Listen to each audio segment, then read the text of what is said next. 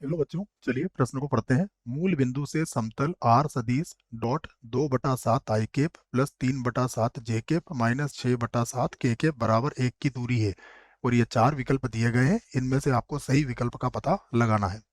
प्रश्न को हल करने से पहले हम लिख लेते हैं प्रश्न के लिए मुख्य अवधारणा। मुख्य अवधारणा अवधारणा मुख्य अवधारणा में क्या करते हैं बच्चों? हम प्रश्न को किस प्रकार हल किया जाएगा इस पर चर्चा करेंगे, या उससे संबंधित यदि कोई सूत्र होगा तो उस सूत्र को लिखेंगे। यहाँ पर हम समतल का अभिलंब रूप में समीकरण लिखेंगे। आर सदिश एन केप सदिश बराबर डी। यहाँ पर एन केप सदिश जो होता है बच्चों, ये अभिलंब की दिशा में इकाई सदिश होता है, और जो डी होता है वो मूल बिंदु से दूरी होती है। ये जो डी होगा ये क्या है? मूल बिंदु से दूरी को व्यक्त करता है। तो आप इस सूत्र को इस प्रश्न के लिए याद रख सकते हैं। अब देखिए, हम इस प्रश्न को हल करना यहाँ से आरंभ करते हैं। तो हमें जो समतल दिया गया है, पहले ये समतल लिख लेते हैं। समतल समतल हमें कुछ इस प्रकार दिया गया है। आर सदिश dot 2/7 I cap plus 3/7 J cap minus 6/7 K cap, और बराबर कितना है? बराबर 1 है। तो आप ये कह सकते हो कि यहाँ एन सदिश बराबर कितना है? 2/7 I cap plus 3/7 J cap minus 6/7 K cap है।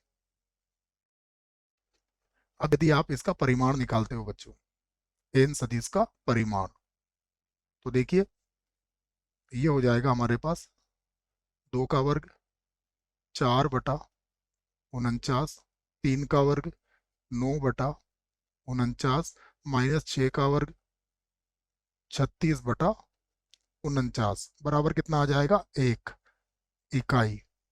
इसका अर्थ क्या हुआ? इसका अर्थ ये हुआ कि ये इकाई सदिश है। तो यदि ये इकाई सदिश होता है तो देखिए क्या होगा। तो अब हम यहाँ पर ये कह सकते हैं कि अतः अतः समीकरण एक अतः समीकरण 1 अभिलंब रूप में अभिलंब रूप में अभिलंब रूप में समतल का समीकरण है। समतल का समीकरण है।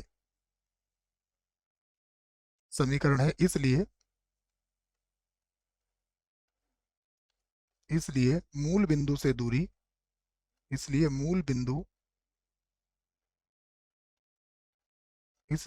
बिंदु से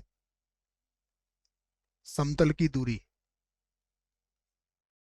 समतल की दूरी देखो बच्चों किसके बराबर होगी? इस 1 के बराबर होगी। तो दूरी 1 होगी। 1 इकाई होगी। तो ये हमारे प्रश्न का उत्तर हमें मिल चुका है। आइए अब चलते हैं विकल्प की तरफ। तो कौन सा विकल्प सही होगा देखिए। तो पहले में लिखा हुआ 1, अर्थात ये जो विकल्प है ये इस प्रश्न का बिल्कुल सही विकल्प है। ये भी गलत है, ये भी गलत है, और ये भी गलत है। आशा करता हूँ बच्चों प्रश्न का उत्तर अच्छे से समझ में आया होगा। धन्यवाद।